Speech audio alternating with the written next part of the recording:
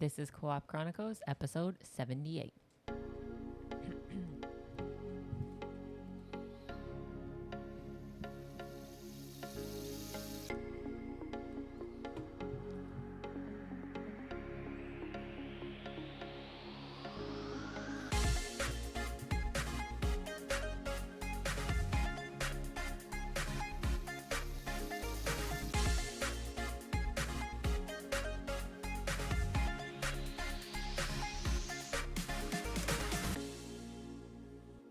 Welcome back to Co-op Chronicles. This is episode 78. As always, I am pint-sized Geisha, and I have Blacklabel. Hello. And Azzilee. Hello.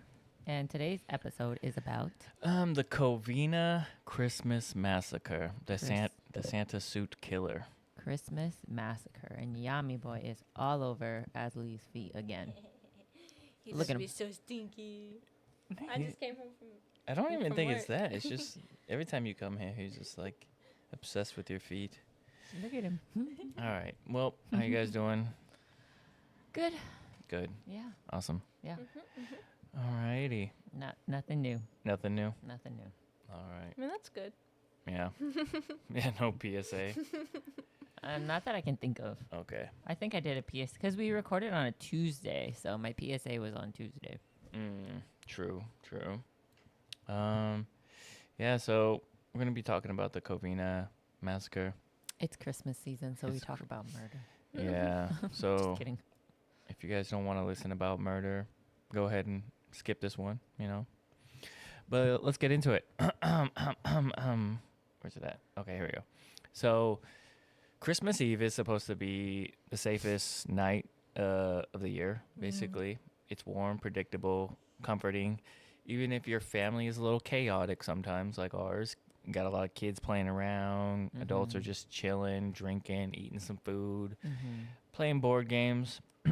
But on this December 24th, 2008, in a quiet Covina, California area, a family opened their door to a Santa Claus and stepped straight into one of the darkest Christmas Eve tragedies ever recorded. So the Ortega family was big, loud, very close-knit, classic big Mexican-American family. Almost 25 people were gathered in the house that night. Aunties, uncles, cousins, grandkids. The whole family tree was there, basically. Food everywhere, music, laughter, kids running around. This wasn't a small gathering, obviously, with that many people. It was a full Christmas experience of 25 people just having fun, living their life. And just before 11:30 p.m., there was a knock at the door. Witnesses said kids ran towards shouting, "Hey, it's Santa. Santa Claus is here." They were excited. They thought someone hired a Santa as a fun Christmas surprise. But the man at the door wasn't there for cheer. He was Bruce Jeffrey Pardo, the ex-husband of one of the Ortega daughters. He was very angry. He was a bitter man, going down that anger spiral path of, bad financial status. He was just going through tough times. He had spent months planning exactly what he was about to do. Inside his gift wrap boxes, they weren't toys. They weren't clothes. They weren't presents. It was a homemade flamethrower, 2 9mm handguns. Yeah, so he didn't really come there to visit. He came there.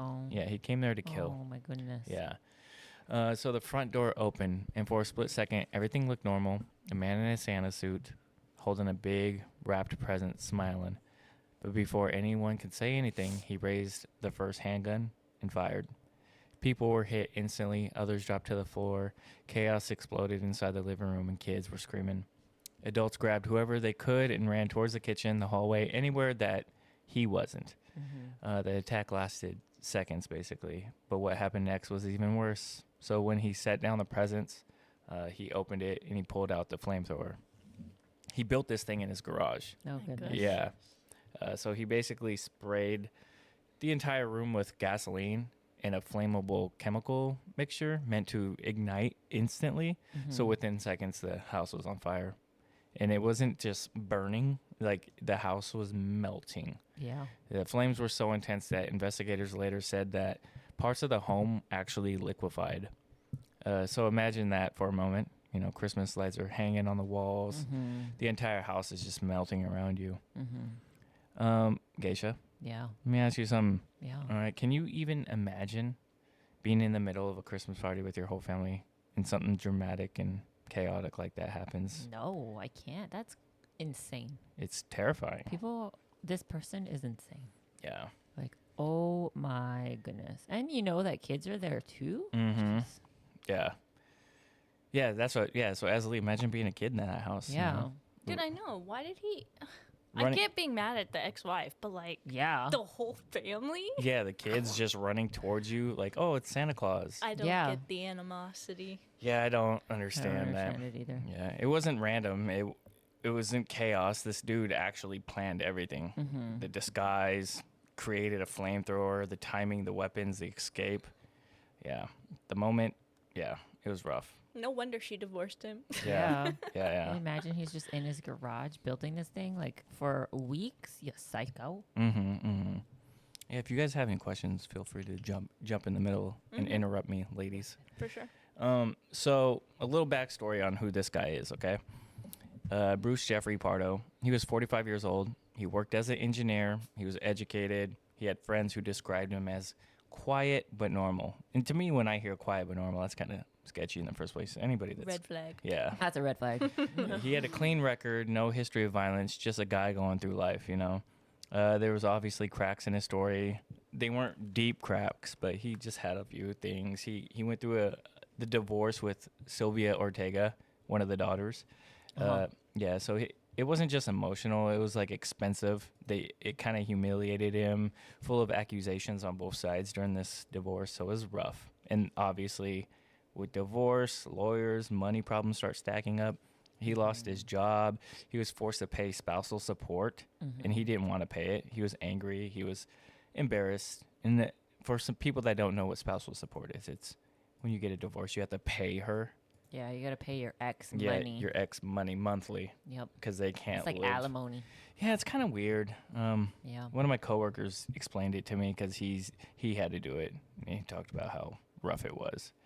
Only certain states, though, because, like, okay, everybody knows I've been married once already. I'm divorced. In Alaska, they don't allow it. They don't allow alimony or spousal support. Oh, really? So I think it's state by state. Yeah. Yeah, so to Bruce, the Ortega family wasn't just his ex-wife's relatives. They became a symbol of everything that he lost. So because of her, you know, this is him. This is his revenge on her. So everything he did was planned, as I said, every detail, every step, months in advance. He bought the Santa suit. He built the flamethrower. He purchased the handguns. Question. Yes. Does he have a kid with this lady? Not that I read. Okay. Yeah, because it was just spousal support from what I read. Okay. Yeah. Just making sure. Yeah. Because if he gunned down his own kid, I'd be like, whoa. Yeah, I don't Yeah. think he had a kid with her. Yeah, okay. Yeah. He drove a rental car to avoid being recognized. He even had an escape plan. So it wasn't a moment of rage, obviously. It was a mission on Christmas Eve. He went to church. He attended family functions. He kept up appearances. He smiled for photos. No one suspected a thing with this guy. So it was very weird, you know.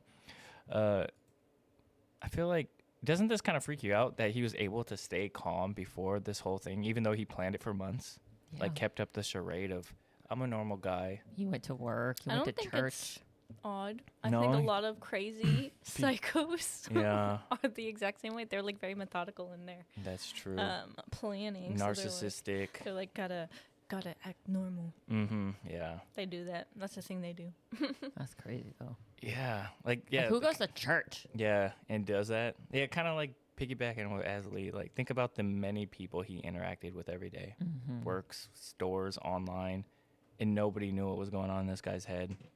That's why it's crazy to me. Like, I mean, there's probably countless of people out there I think, like that. yeah, I think people have intrusive thoughts, but normal, good He people let it don't get- don't give in to their intrusive thoughts. He let the inside thoughts out. Yeah. He let his demons out. Yeah. He did.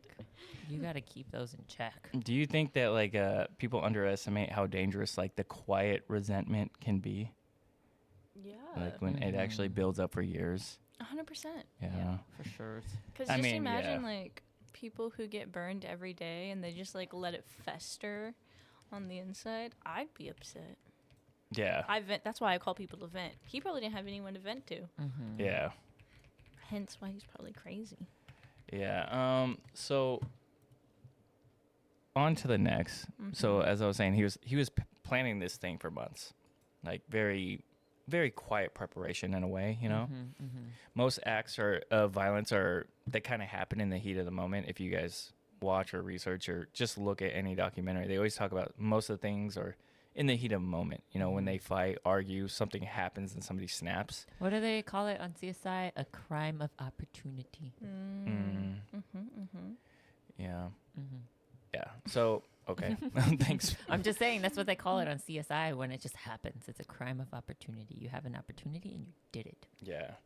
But yeah, with the Covina Christmas Massacre, it wasn't something sudden, you know. Right. There's no snap. There was no moment of impulse. Right. What is the difference between murder 1 and murder 2? One is planned and one isn't planned.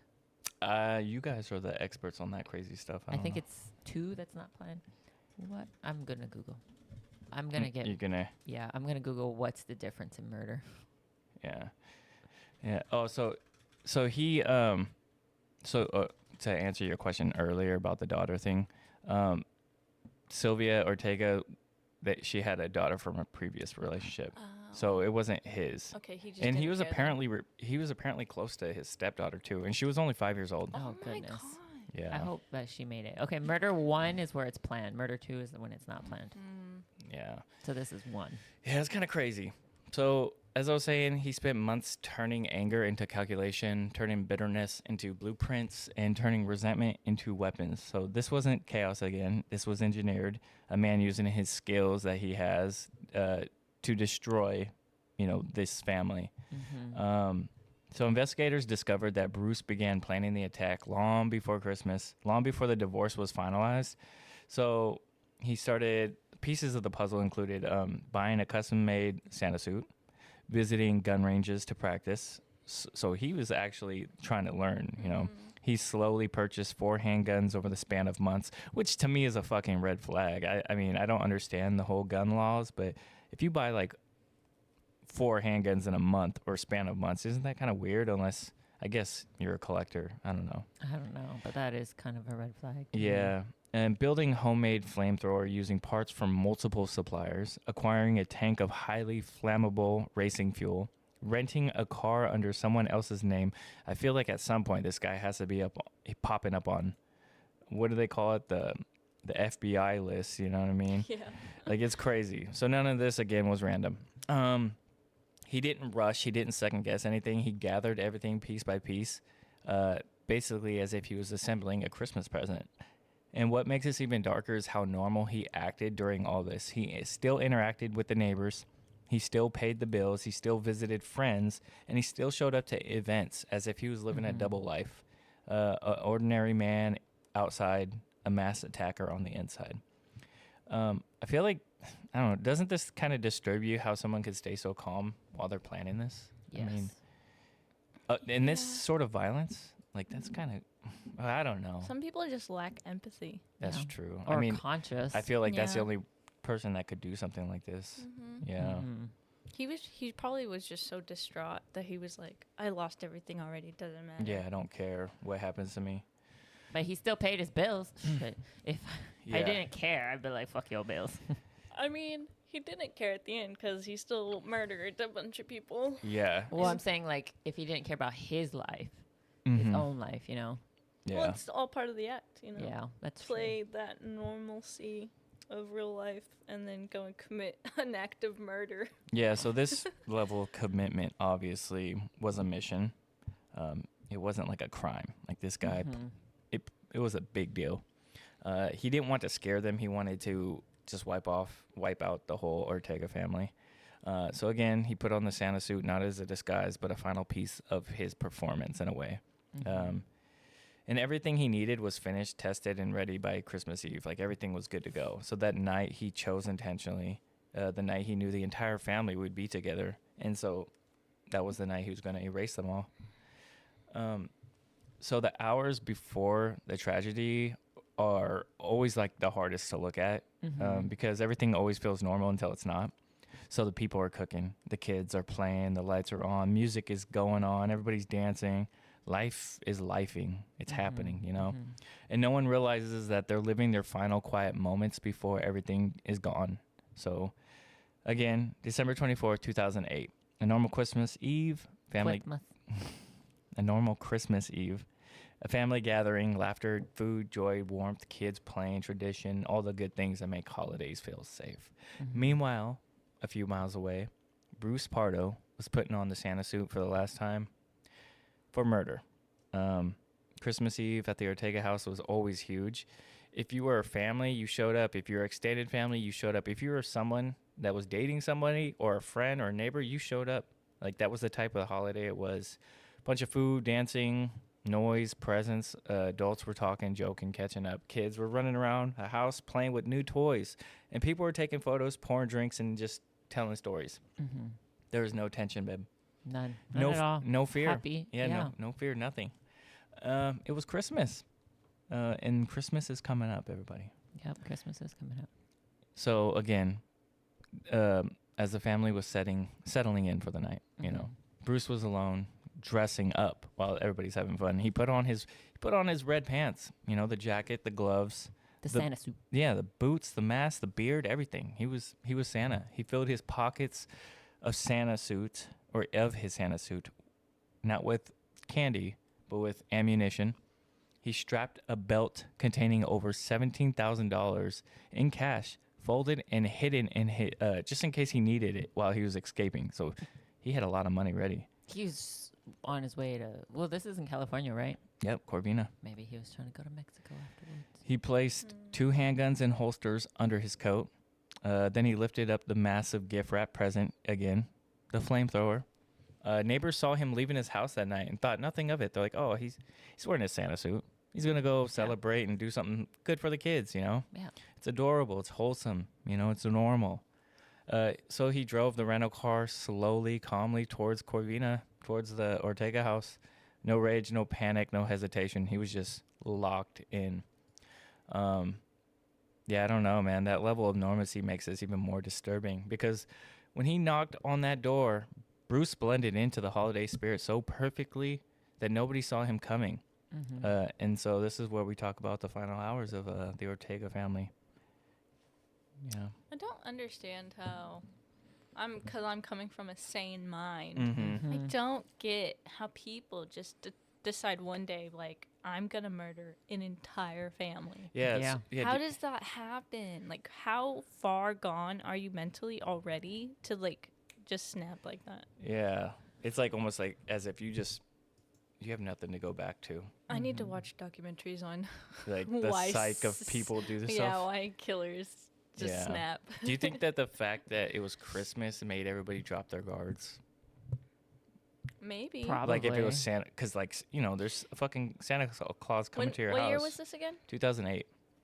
I mean, it was not in a time where people were so Crazy. No, like they were so adamant about their security.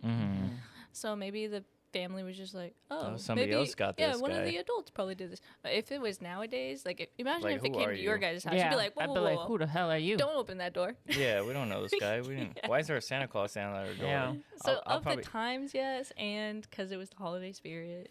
yeah, I'd probably be like on the ring. Who are you? Yeah. I don't know who Before you are. you even unlock the door, you'd be like, babe, Yeah. is this you? She'd probably be like, "Hey, who's this guy on the ring? Why is there a Santa? I don't know. Yeah. Don't open the door. He looking a little crazy." Yeah. We're a little paranoid though. Mhm. Yeah. Yeah. So So yes, probably all of the above. yeah, for sure. So there's a moment in every tragedy where normal life collapses, where everything shifts from being calm to like your brain doesn't know how to react or can't keep up to the chaos, where your reality changes before you realize what's happening. So for the Ortega family, that moment was instant as soon as they opened that front door. So just before 11:30 p.m., the Ortega home was buzzing again. Like I said, music was pumping. They're having a great time. Yeah. So the knock came at the door. Nobody thought twice. They're like, "Oh my God, it's Santa Claus." Yeah, the excitement was spreading. Like the joy was there. The joy was joying that Christmas was Christmasing, and it should have been a wholesome moment, a beautiful memory for the kids. Instead, it became the beginning of the Covina Massacre. So the door swung open. At first glance, it really did look like Santa Claus arrived late for all the kids with surprises. But again, Bruce Pardo stood there with the beard, everything, the whole suit. Within seconds, the energy of the room shifted. Witnesses said his expression wasn't warm or playful. It wasn't waving or laughing or acting like Santa Claus. He was just cold, focused, and still. Then he lifted up his right hand. He started shooting. A child was hit almost immediately. Adults screamed. Oh, people started ducking. The chaos exploded inside the Ortega living room. Bruce walked inside the house. He fired. He wasn't rushing. He wasn't stumbling. He was just moving constantly with purpose. More shots, more screams, glass shattering, furniture knocked over. People just trampled over everything they could as they were protecting the kids. One witness stated that it sounded like balloons popping when everyone was bleeding. But then everyone was bleeding, sorry. It wasn't confusion. This wasn't random. Bruce knew exactly who he was aiming for. Could you imagine, I guess, being in a room where your whole family is there and just kids are excited and then just bop, bop, bop, bop. Yeah, that's crazy. Yeah, just imagine what, like, the adults... I mean, kids are obviously terrified, but, like, what's going through the adults' mind? Like, your first reaction should be, like, save the kids. But also, self-preservation is, like, you have to fight against it to, like, save the children. Yeah, that's, like, the hardest thing as like, an adult or a parent or somebody with a kid in their life. Yeah. Like, you can't think about yourself. You always have to think about, did the kids eat today? Oh, my God, are the kids sick? What are they going to wear? Did we get them there on time? It's when you're an adult, you're taking care of somebody else. Like, that's, like, the roughest situation for everybody, because kids are just going to be running around, because they're panicking. And they don't know how to, like, do things. So, and then there's just chaos. And then adults trying to, like, round up kids, but then he's shooting. Yep. It's crazy. Sounds like so terrible time. I mentioned it before, the big gift-wrapped package. So this is when he pulls out the flamethrower, okay? Constructed from metal pipes, regulators, hoses, and a massive canister of accelerant. Investigators later confirmed that it was, again, flammable racing fuel.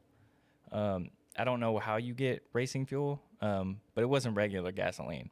It spreads really quick, and it sticks to surfaces, apparently, including skin, clothing, everything. It just melts everything. So Bruce built this thing in his garage, tested it, refined it, rehearsed using it. So, again, I don't know. Do you even get charged for arson with that, too? Because it's like, it's just like a whole list of things that he's doing wrong. Yeah, well, he'd probably get charged for, like, trespassing because he wasn't invited into there. Of course, the murders. Yeah. Maybe arson because he caught everything on fire. Attempted murder for everybody there who didn't die. Yeah. So this guy's probably... like everything under the book, I would imagine. Yeah, so people were still running suddenly out of nowhere when he whipped out the flamethrower. He sprayed the accelerant across the living room and created a wall of death, basically. The gasoline splashed across the Christmas decorations, wrapping paper, gifts, and then the fire instantly ignited. Like instantly. It wasn't like a slow, like, I don't know how to explain it. Like, when you light stuff, it's not slow. This thing was like, bam. It's like movies where everything just instantly is on fire. Yeah, and they said that, as I was saying, it melted the house. And they said this heat was so intense that it melted metal. Yeah. So if you're a person, you're not going to last. So the closest to the flames didn't stand a chance. The farthest away were blinded by smoke and heat and darkness.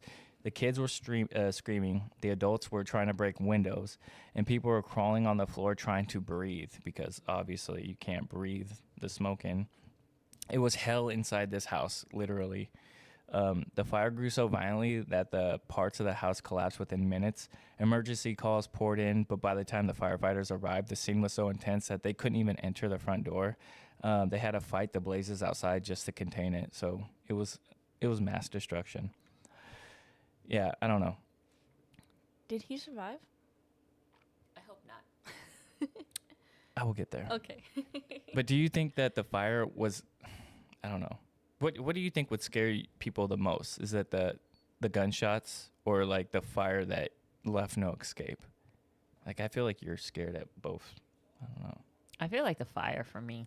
Yeah, because you could at least escape in a way, maybe. I would try to at least with a gunshot. Mm-hmm. I know that okay, there's a chance I could not be hit, and then there's a chance I could be hit. But if I am hit, as long as it doesn't hurt any of my vital organs, I have a good probability of living.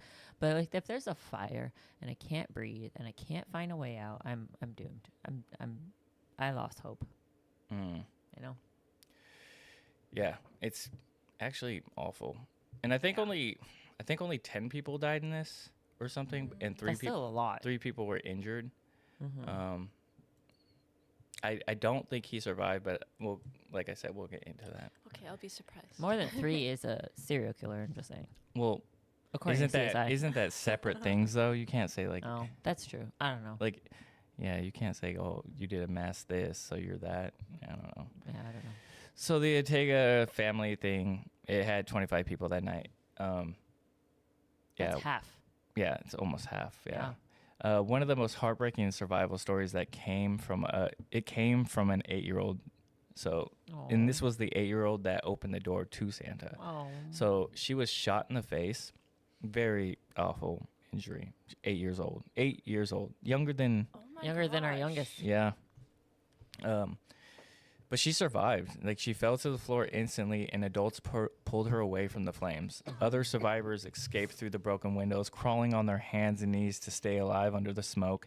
A few people ran out in the back through yards and fences, barefoot, burned. They were trying to survive because the farther they were from the flames, obviously, the better they are. One man escaped by smashing a window and climbing out, even while suffering burns and mass cuts over his body.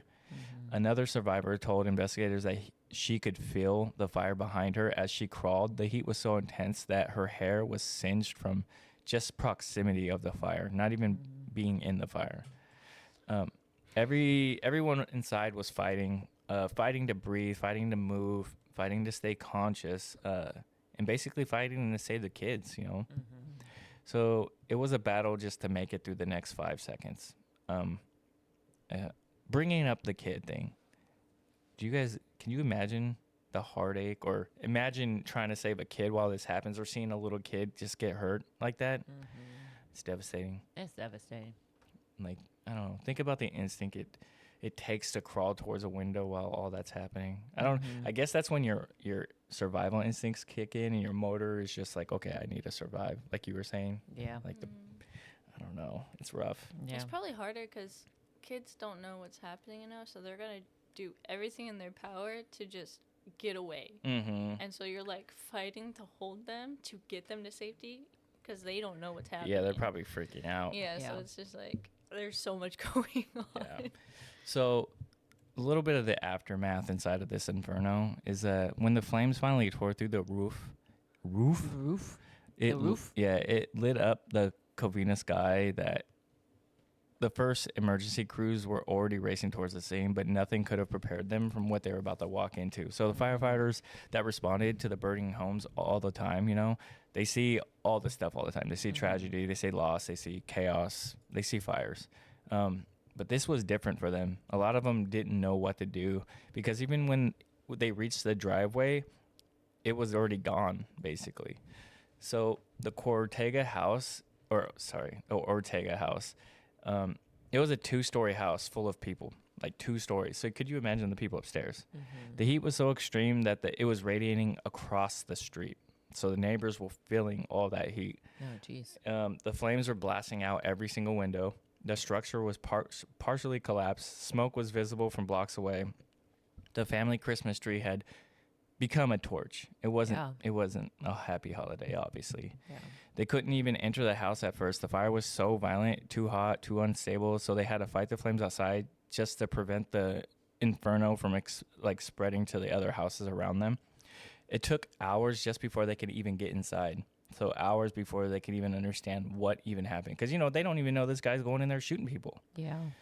They just think it's a fire on Christmas.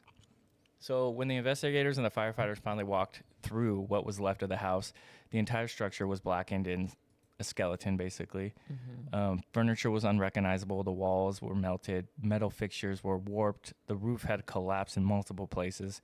Christmas and decorations that were once bright and cheerful were ashes. Beneath the debris, they began to find the victims. Mm-hmm. Some were found near windows, showing just how close they were to escaping, while others were found together holding on to each other, trying to protect the kids. Several victims were burned so severely that dental records were required just for identification. Mm-hmm. And then fire investigators later stated that flames reached temperatures high enough to melt aluminum. So the level of heat is catastrophic. Yeah. It's beyond what normal houses are built for, or fire procedures, Yeah. Could you... I always say, can you imagine? And I will be saying that a lot. But could you put yourself in one of the firefighters' positions? I don't even understand how firefighters can do what they do. It's really crazy. You fight fires, or then you're first on the scene. You have to save somebody. Yeah. I think they're not saying that they're used to it, but it's kind of their job. They know what they're signing up for. Mm-hmm. So they're probably used to it. Mm-hmm. It doesn't take away the fact that it's probably still traumatic. Mm-hmm. I'm sure they're still traumatized every time they get to a scene. Yeah. But, yeah.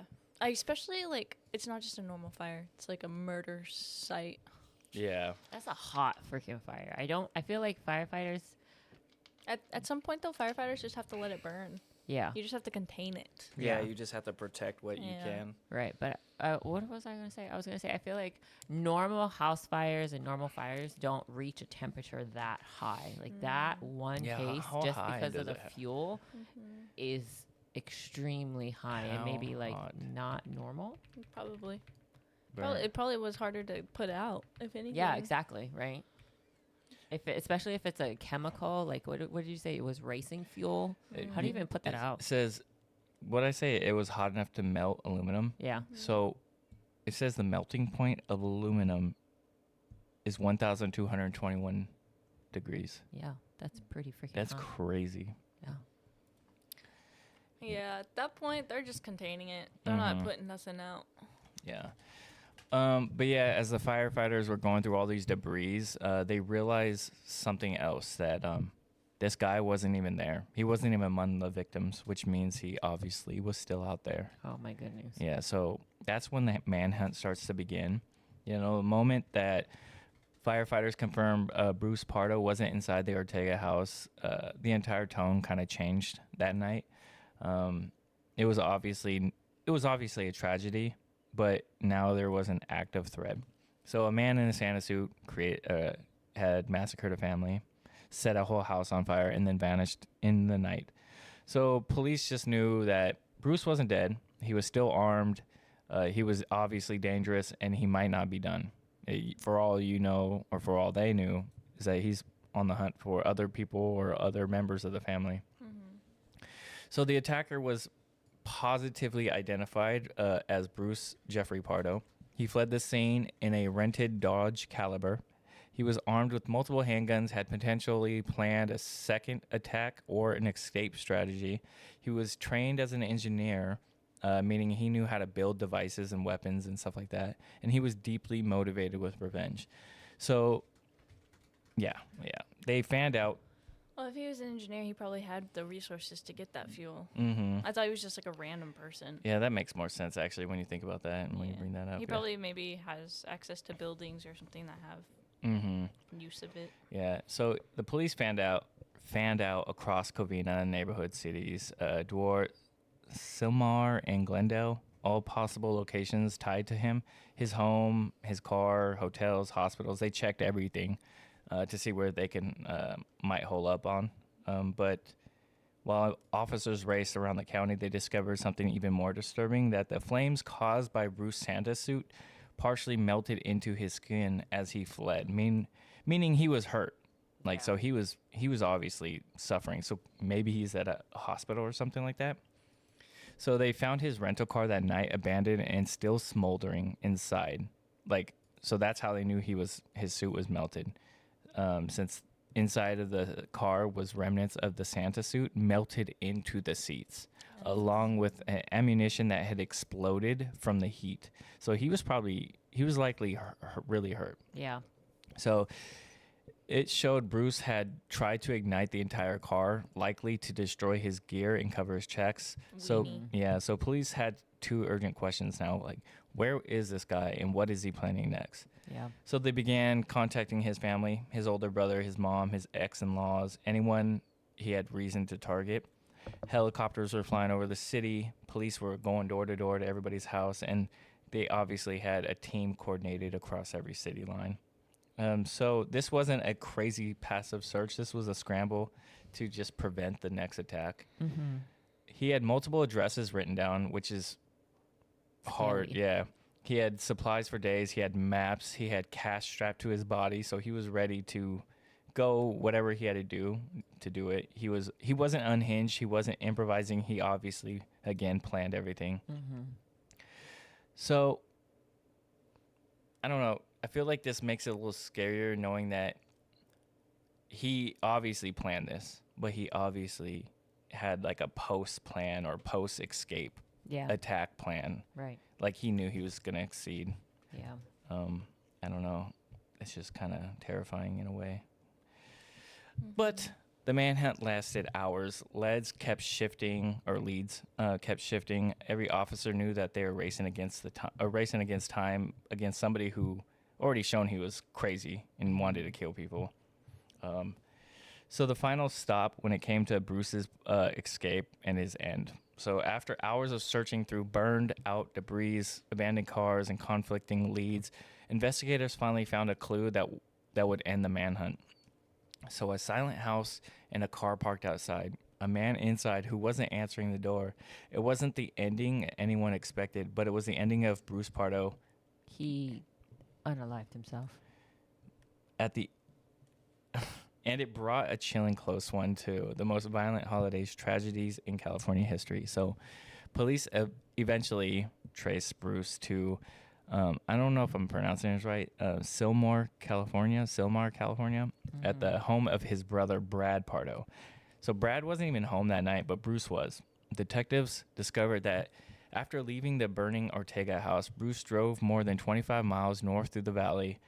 By that point, his Santa suit had already melted into his skin, causing severe third-degree burns, and he was very, very injured. He was seriously injured, losing blood, losing mobility, and likely sleeping into, I guess, shock, if that's happening to you.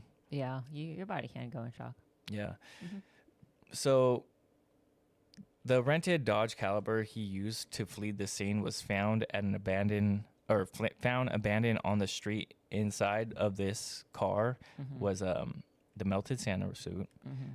hundreds of rounds of ammunition, traces of the same accelerant used in the fire, and evidence of an attempt to ignite the car to destroy the evidence. Mm-hmm. So when the police entered the Sylmar house, they found Bruce lying on the couch, already deceased, with a self-inflicted gunshot wound. Fucking called it. Next to him was one of the same handguns he used inside the Ortega house. He still had 17,000 strapped to his body, so he never got the chance to use it. I think that his whole plan kind of fell apart when the burns from the flamethrower, like, kind of backlash. Got him. Infused to his body with the Santa suit and all that stuff. His injuries were way too severe, and they said that he would likely not even last a few more hours before they found him. Mm-hmm. So his escape wasn't going to work. His backup plan basically collapsed, and his body was failing. His mind was unraveling, and he chose to end everything in his brother's house, which is fucked up, in my opinion. Yeah, I don't know. Azzilee. Mm-hmm. Think about it. Think about this. Imagine it. All right. I'm trying to word something, but I don't know. He wants to know what you would do if the same thing happened to you. If you found one of your siblings in your house after they mass murdered somebody on your couch. I didn't want to say imagine because I was trying to think of a different word because I keep saying imagine. I was like, think about it. No. What would you? I like to believe myself an upstanding citizen, but I would probably murder someone. I could murder someone. Wait, what are you talking about?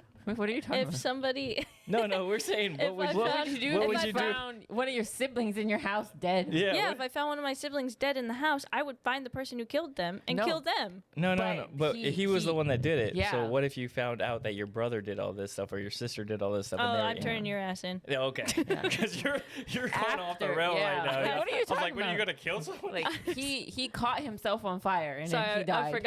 I forgot what you said for a moment. No, I'll kill them all. Okay. I can't harbor a criminal. Yeah. I just can't do it, especially a whole family. Yeah. I'm sorry, you made the terrible decision to kill people, and I gotta turn you in. I know. I'm like, I don't know this person. I'm not related to this person. Yeah. So this is. I would actually. Because then I could be like, oh, no, I'll keep you safe until a bounty comes up, and then I'll turn you. He's got 17 grand taped to him. Mm-hmm. Just take the money. Yeah, true. So, but like when you call the police are going to confiscate it. Yeah, that's true. He's not just going to give it to me. That's true. I know, but what if you're like, what if you like go to wake him up? You're like, hey, wake up, and then you see all the money, and you're like, interesting. Doop, doop, doop, doop. Yeah, but then the cops are going to obviously, what are you doing? They're not going to know. Okay, calm down. Now we know. So we're going to talk about some of the victims since we already know what happened to this guy. Mm-hmm. So 9 members of the Ortega family lost their lives that night. So Joseph and Alicia Ortega, the beloved grandparents and the foundation of the entire family. Yeah. Their daughters and son-in-laws, including Sylvia, Bruce's ex-wife, extended relatives who are part of everyday holiday tradition. And these people were like people that obviously held jobs. They raised kids. They volunteered for stuff. They were well known. They were celebrated. They told jokes, gave hugs, and a lot of people just liked being around them. They were all about love and family. Mm-hmm. They weren't targets in this tactical operation. They were the family living in this house, celebrating Christmas with kids and stuff around them.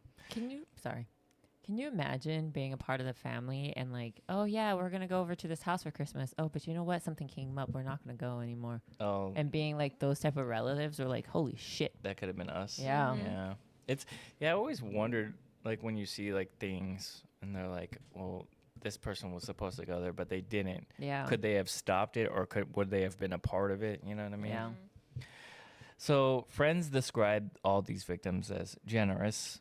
Neighbors described them as kind, and church members described them as pillars of the community. And one relative said something that stays, I guess when I read it, they said that they were family to everyone, or they were family and anybody that wanted to be a part of it. They were like, everybody wanted to be a part of their family. Like when you say, oh, you know this person? Like, yeah, that was the family everyone wanted to be a part of. So holidays were their pride. Christmas was their biggest joy. And then when you think about it for a second, it's like their biggest joy became their biggest tragedy. Mm-hmm. It's kind of sad. Yeah. The victim lives didn't end as a number in a case file, though. Their absence rippled through generations. Birthdays changed. Holidays changed. I don't even know what you do after that. Like, I don't know what you do with your family traditions. Like, everything's just I'd probably gone. be like a shut-in, but like, who is this new person you're bringing around? No, you cannot bring anybody ever around. Yeah.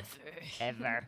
Like, we're not having any people come over to my house ever again. Mm-hmm. The kids who survived grew up without people who should, or they grew up without the people that should have been there and watched them grow, and their friends that they spent Christmas every year with, And the community lost 9 people who made their city brighter.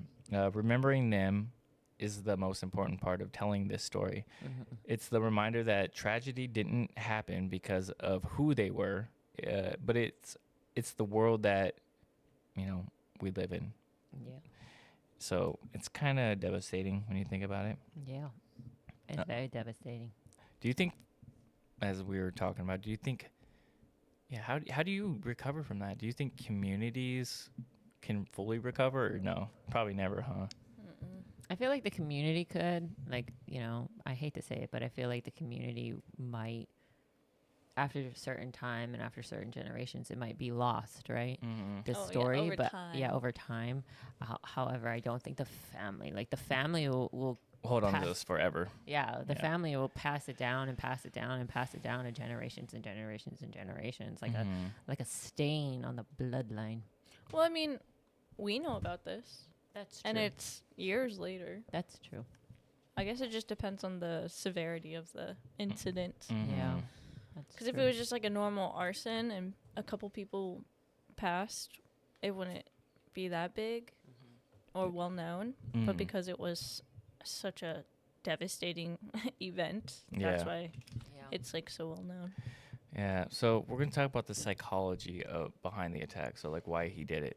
Obviously, there's no great answer. Yeah, there's no answer to this or answer that will make everybody happy. But I don't understand, why does someone go from being a regular person with a job, a house, he's obviously an engineer, to planning a mass massacre on Christmas Eve? Like, why does the resentment turn into obsession? Why does anger turn into violence? And why does like something like his failure at what's going on in his life result to destroying the whole entire family? I don't understand that. I don't get it. So after the attack, investigators dug into his history. Okay, so his marriage to Sylvia, the financial disputes, the restraining orders, custody issues, his recent job loss, his previous girlfriend's relationships, a hidden son he didn't support, a long pattern of manipulation and control. So this guy he wasn't a guy that just snapped. Obviously, he had issues. And the expert says his personal traits show signs of deep entitlement, need for control, intolerance towards failure, a strong desire to appear successful, emotionally repressed, and explosive anger when he felt wronged. So when all that stuff happens after he was humiliated during this divorce, it's something, I guess, at that moment snapped, He was just fixated on getting revenge to what was the family. Therapy. Yeah. Go to therapy. Right. And so the psychologist said that he showed classic signs of what they call narcissistic injury. And that's when somebody believes that they're superior or deserving of admiration, experiences a major blow to their ego, like, I guess, the marriage, the divorce thing that kind of like makes them snap. Most people handle those losses with pain and actually acceptance of, or like finding ways to fix it, but he handled it obviously with blame and violence. Yeah. He believed the Ortega family took something from him, and he believed that Sylvia humiliated him. He believed his life had become unfair because of her, and he had to he had to pay her and all this stuff. And so instead of looking forward, he projected everything outward, or instead of looking inward, fixing it himself, he just blamed everybody else around him. Yep. Yeah. Have you guys ever noticed people like that, or ever met somebody kind of not with that amount of craziness, but like something of it? Yeah. Yeah. There's a lot of narcissistic people in the world. You just need to know the flags. Yeah. Read the red flags. It's true. It is true. Yeah. So not anybody in my present life. Let me make that clear. Nah, she's about to say me. No. A little cuckoo chew. I'm sure his ex-wife didn't help his situation, but also as a grown adult, it's your job to self-regulate. Exactly. And if you can't find ways to like cope or find, obviously he's a narcissist, so he would never go to therapy. No. But men struggle with mental issues, so like talk to somebody. It doesn't need to be a therapist. It could be a trusted family member, trusted friend. This man, obviously though, but go like to the gym, something. Yeah, but the gym's a good place. He was he had a lot of issues before her, but she just did not help for some reason. Yeah. I mean, there is no helping a narcissist. No. Like, no offense, but yeah, they gotta figure it out. Always find a way to make it somebody else's problem, and they're the victim. So for the community, for weeks, the city itself was in grief. News vans lined the streets. Candles were burned outside the charred remains of the house. Photos and stuffed animals were piled up on the sidewalk, and people spoke softly like the whole neighborhood was in a state of shock. But even though the sadness, something powerful happened. People came together in ways that remind you why communities really matter. Volunteers donated clothes, money, groceries, and gift cards for the surviving children. Local businesses put up signs honoring the Ortegas. Schools held moments of silence. Churches opened the doors all hours for this. And one person from the community said, it felt like everyone in Covina lost a family member that night. And honestly, that was what it was. Because, again, the Ortegas were a fabric of the community. They created, like, a big part of the community. He looks like a psycho. Yeah. The city didn't move on quickly. This tragedy became part of Covina's history, as I mentioned before. And it's a reminder of how deeply people cared for this family. And obviously, the healing doesn't happen in days or weeks or months. It helped when people started showing up and began with connections, just small acts of comfort. And that's, I guess, how all healing always begins, you know. So I'm going to wrap it up in this part, and we talk about the Christmas tragedy and what we carry forward.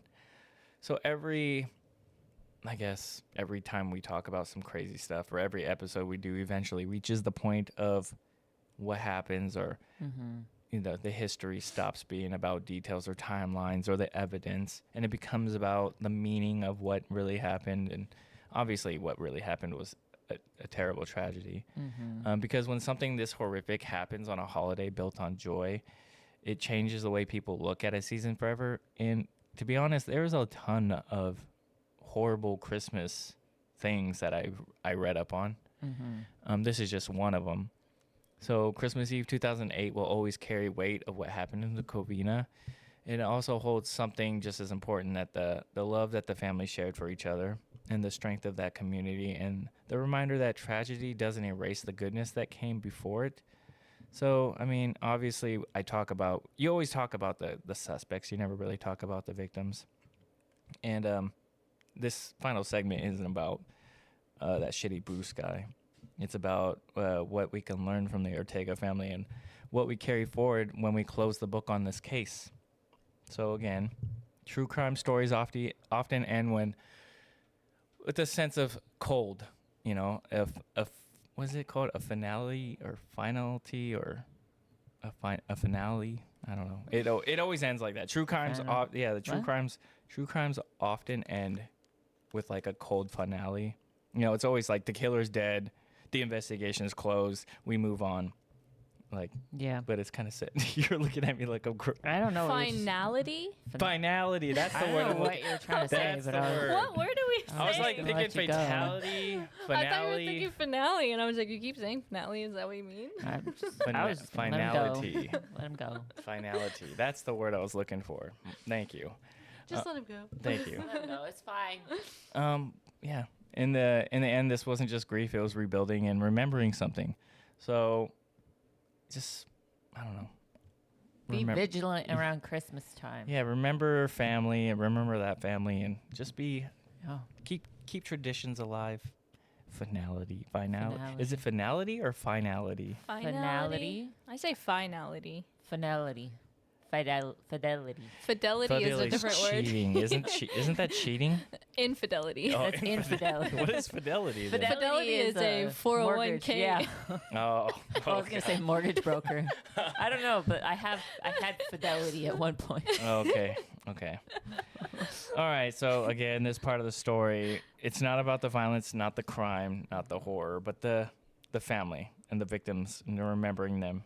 And remember the 9 lives that were taken, and the community that refused to let the love be overshadowed by this fucking scumbag piece of shit, Bruce. He's a monster. Bruce Pardo. piece of fucking shit. I was reading a little bit about it just now, and I guess he did conceal a child that he didn't pay child support for, and during their marriage, they were married for less than a year or a little bit more than a year, but during their marriage, he refused to make a joint bank account for him and Sylvia, and that he downright was like, I am not paying for any of your previous kids that you had in another marriage. So kind of just you're married to him, but yet he's not helping her in any way, shape, or form. It's kind of a scumbag move. Yeah, piece of shit. He was a monster. Fucking piece of shit. People that are like that, why even get married? Yeah, why get married to somebody who has a kid if that's gonna be your mentality? That's true. Were you so desperate that you were like, she's the only one who's giving me attention, I need to hold her down? Yeah, but I'm not gonna help you with your kids. Yeah. I feel like as soon narcissism. Yeah, exactly. It's not his fault. It's her fault for having kids. He's like, why'd she have kids with some man that wasn't me? Yeah, probably. Weird, man. But yeah, that's all I got, man. Do you guys have any takeaways from this case, or? That was sad. That was sadder than I anticipated. Yeah. I think this was a good lesson. Every murder case is a good lesson, but teach your kids to not answer doors. Yeah, especially I can kind of understand how Christmas is a season everybody feels like it should be joyful, loving and joyful, and everybody's a good person type of thing, like that season of Christmas or the holiday season. But let's all bring it back down a little bit and remember that the world is freaking insane. And there are insane people, and be vigilant. I feel like the holiday season actually encourages people to be more hostile. It does seem like that. I feel like it encourages people to be more happy and loving. Because the people who aren't happy and loving, it increases their agitation because they're missing. You see all these people with happy families. Yeah, I don't have that. And you have gifts, and they have everything that they want, and then you're just lonely and miserable, and you don't have anything that you want. You have so much debt, and you're crying every day. Yeah. So just be vigilant. For all the happy people, be vigilant about the unhappy people. Yeah. But be careful. Something like that. That's all I got. And add-ons? No add-ons. Was that your add-on? No, yeah. Be vigilant. All right. Keep grinding those side quests. Nope. Keep grinding those levels and finishing those side quests. As always, this has been Co-op Chronicles with Pint-Sized Geisha, Blacklabel, and me, Azzilee. Bye. You say it every week, babe. I know. You just can't get it. I forget.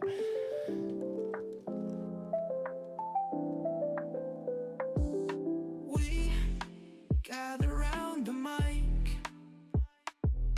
tales of knights and dice, gaming worlds collide, hobbies come alive. Azzilee and Geisha chat, Blacklabel's where it's at. Movies and stories told, secrets to unfold. Co-op Chronicles.